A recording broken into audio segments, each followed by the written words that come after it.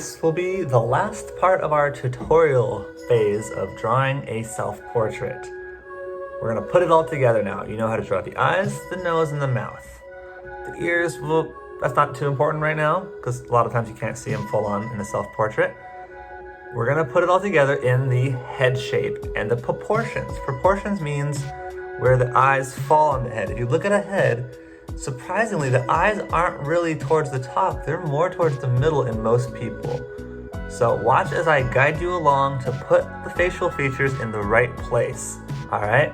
So don't get frustrated, be patient, draw lightly. Don't draw dark lines today. This will be practice, okay? All right, let's jump on in. The first thing you do in drawing the head shape is you notice most heads are an oval. So don't get too caught up in this being perfect because everyone's head is a little different and we'll change that later. So I'm gonna draw an oval. Just like an egg, and it's kind of messy. You know, it's not perfectly round. Don't worry about that. This is just for practice and you could erase later. See how I drew lightly. And now you're gonna draw even more lightly, a line down the middle. This is called a guide line. We're gonna erase these later. Right now it's practice. Right down the middle this way and right down the middle this way.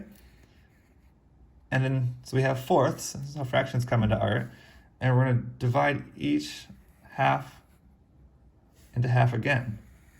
So now we have eighths. 1, 2, 3, 4, 5, 6, 7, 8. Okay. The eyes we're gonna put right in the middle.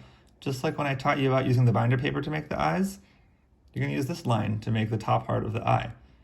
And you're gonna think about, look at the mirror, or look at a picture of yourself. How close together are your eyes? People's eyes are different distances apart. Mine are kind of like in between, so I'm gonna put them here and here. And one thing you might notice, and it might not be satisfying right away if you're used to drawing cartoons, is the eyes are kind of smaller on a human face than we like to think about. When we draw cartoons, we draw them really big because we want the eyes to catch your attention. And of course, you could change it later. I'm not gonna draw all the detail, I'm just gonna put the placements, okay? So that's where the eyes get placed. And of course, it looks really odd right now, but you'll see as it comes together, we'll erase and we'll change it. So the nose, we're going to split this up again in half between the eyes and the bottom part. And we're gonna put the nose right on this line. So I'm gonna put the nostrils just like we practiced. Again, you gotta think about how far apart your nostrils are, how wide your bridge is. And here's the bridge of the nose. And this time you can curl up and make the bridge kind of connect to the eyebrows. That kind of gives the whole eyebrow bone some structure. You can do it on both sides, but it doesn't look as real when it's on both sides. Okay, and the mouth will be on this line. So one thing that's helpful is to realize that your mouth will not go past your eyes. Your mouth edges will kind of almost come down to here. Some people even draw a triangle like this to know where to go, but I'm just gonna draw the lines here. So, and then between the mouth, the nose and this line, I'm gonna start with my little mountain, a little M. Come out a little bit. And then I'm gonna draw the top part of my M. I think I might have made this a little too close, but I'll erase it later. And then I'm gonna draw my little bottom lip. Okay, so there you have it. Now you're like, what? That looks so weird. So maybe now you adjust a little bit. Definitely the jaw. You look at your own jaw shape. I kind of have a pointy-ish jaw. It squares off a little bit. Most kids around 10 years old, their heads aren't as long and skinny and their jaws aren't as square. But I'm gonna make my jaw a little square. Okay, and I'm also going to add a lot of hair. I think I might bring the forehead down a little bit, but you don't actually need to. I'm gonna add my hair. I always draw my hair simple like this. I probably need to practice better hair, but I like to just fill it in for now. So even still, I'm looking, it looks too wide, it looks too thick. So maybe I didn't make my features large enough. So I'm just gonna adjust a little bit. See how easy it is to erase when you draw lightly? So I'm gonna bring it down. So this doesn't really look like me, but that's where practice comes in handy.